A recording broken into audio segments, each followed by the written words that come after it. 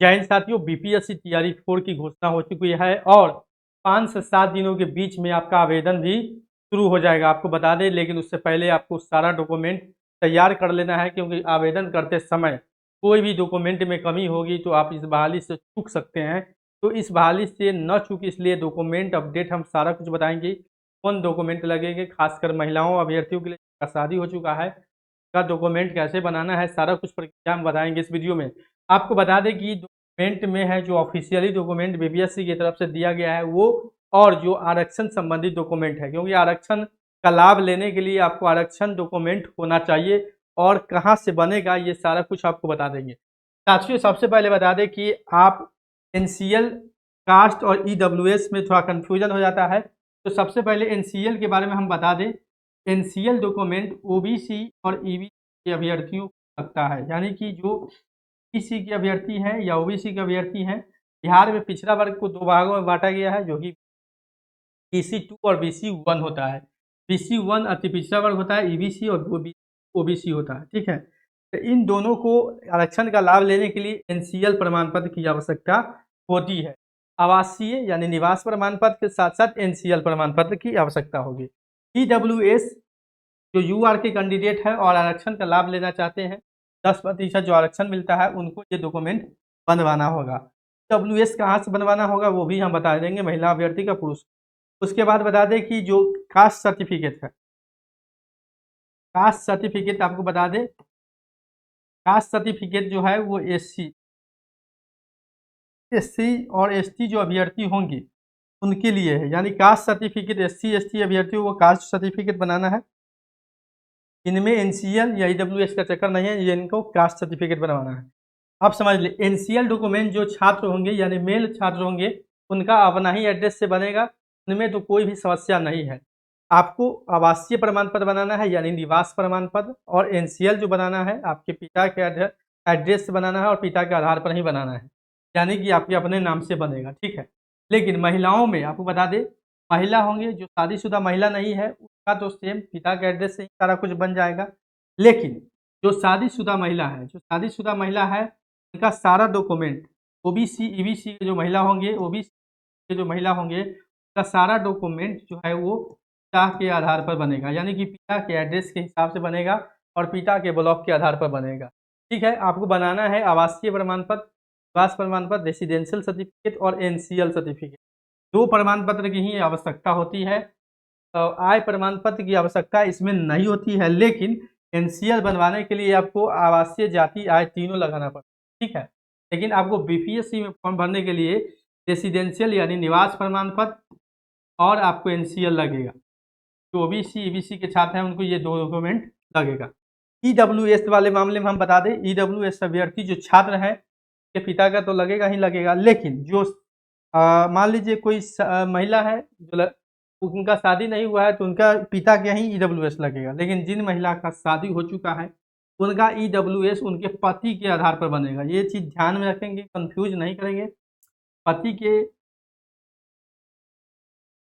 के पते का लगेगा और पति का ही ईडब्ल्यूएस लगेगा, क्योंकि जो आय है वो पति के एड्रेस का बनेगा और पति का बनेगा, और ईडब्ल्यूएस जो आपका बनेगा वो पति के एड्रेस से बनेगा। महिला के नाम से बनेगा ईडब्ल्यूएस, लेकिन पति के एड्रेस से बनेगा। लेकिन ईडब्ल्यूएस जो महिला होंगे शादीशुदा, उनका निवास प्रमाण पत्र जो होगा वो पिता के आधार पर बनेगा और जाति प्रमाण पत्र। ठीक है, ये जाति और निवास प्रमाण पत्र पिता के आधार पर बनेगा शादीशुदा महिलाओं की। ठीक है, सिर्फ ईडब्ल्यूएस पति का बनेगा, जो ईडब्ल्यूएस है। बाकी जितने भी महिला हैं शादीशुदा, वो सारा डॉक्यूमेंट उनके पिता के आधार पर बनेगा। ठीक है, उसके बाद आपको बता दें, कास्ट सर्टिफिकेट में वही बात है, जिनका शादी नहीं हुआ वो पिता के आधार पर, जिनका शादी हो गया उनका भी पिता के आधार पर। उसके साथ साथ बता दें, जो बिहार से बाहर के अभ्यर्थी हैं, उनको सिर्फ एक आधार कार्ड अपलोड करना है, बाकी academic qualification matric, inter, graduation. ठीक है, यहाँ पर देखेंगे आरक्षण संबंधी डॉक्यूमेंट यहाँ पर लिखा गया है कि जाति, एनसीएल, ईडब्ल्यूएस हमने पहले बता दिया है। दिव्यांग छात्र होंगे तो दिव्यांगता का प्रमाण पत्र देना होगा, जो कि 40% से अधिक या दिव्यांगता आपका होना चाहिए सर्टिफिकेट में। स्वतंत्रता सेनानी के लिए जो पद होगा तो उसके लिए भी आप यहाँ पर डॉक्यूमेंट लगा सकते हैं।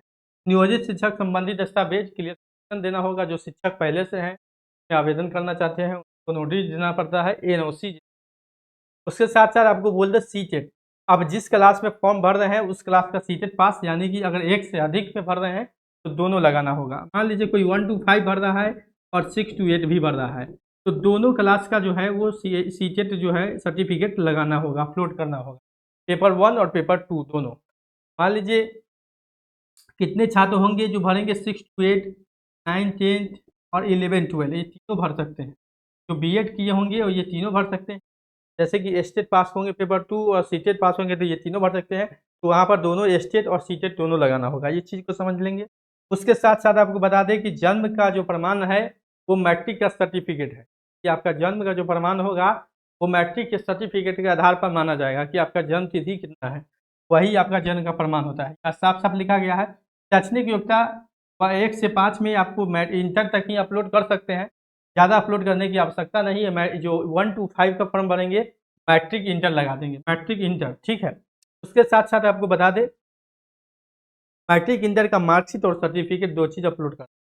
उसके बाद 6 to 8 वाले ग्रेजुएशन तक का अपलोड करेंगे, 9, 10 वाले भी ग्रेजुएशन तक का अपलोड करेंगे और 11, 12 वाले मास्टर डिग्री अपलोड करेंगे।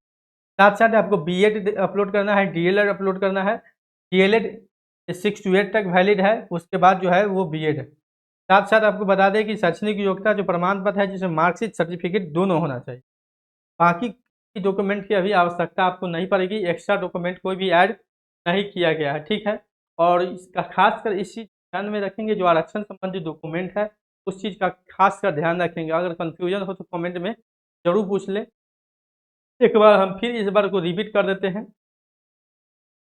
जिन महिलाओं का शादी हो चुका है ओबीसी ईबीसी का सारा डॉक्यूमेंट पिता के आधार पर बनेगा, यानी पिता के पते के आधार पर बनेगा, आवासीय जाति आय जो भी बनाना है, लेकिन अपलोड बीपीएससी में होता है निवास प्रमाण पत्र और एनसीएल प्रमाण।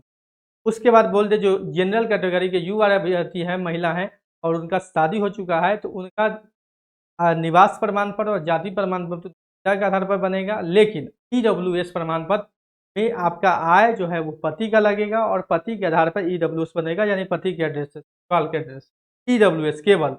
उसके बाद बता दें जो एससी एसटी अभ्यर्थी महिला है उनका सारा डॉक्यूमेंट उनके पिता के आधार पर ही बनेगा। बाकी जितना भी पुरुष है या शादीशुदा नहीं है महिला का सारा डॉक्यूमेंट उनके पिता के आधार पर बनेगा। सिर्फ ईडब्ल्यूएस वाले मामले में थोड़ा ध्यान रखना है, बाकी जो एकेडमिक क्वालिफिकेशन है वो सारा कुछ सेम है, कोई भी लगाना नहीं है। हमने पहले बताया है कि मैट्रिक के लिए इंटर तक लगाइए, ग्रेजुएशन तक, और 6 to 8 के लिए ग्रेजुएशन तक, 9, 10 भी ग्रेजुएशन तक, 11, 12 है तो मास्टर डिग्री लगा, बाकी कोई लगाने का जरूरी नहीं। ज़्यादा एक्स्ट्रा डॉक्यूमेंट लगाइएगा तो वहाँ वेरिफिकेशन के समय थोड़ा इशू हो जाए, यानी कि जितना डॉक्यूमेंट में आपका काम चलने लायक उतना ही डॉक्यूमेंट अपलोड करें। हालांकि डॉक्यूमेंट अपलोड करने का लिमिट बहुत रहता है, आप एक्स्ट्रा डॉक्यूमेंट अपलोड कर सकते हैं, 2-4 विकल्प रहता है, लेकिन जो डॉक्यूमेंट जरूरी है वही अपलोड करें। आवेदन जो है वो आपको लगभग 10 अगस्त से शुरू हो जाएगा जैसे कि, और ये अगस्त भर में ही आवेदन का डेट मिलेगा।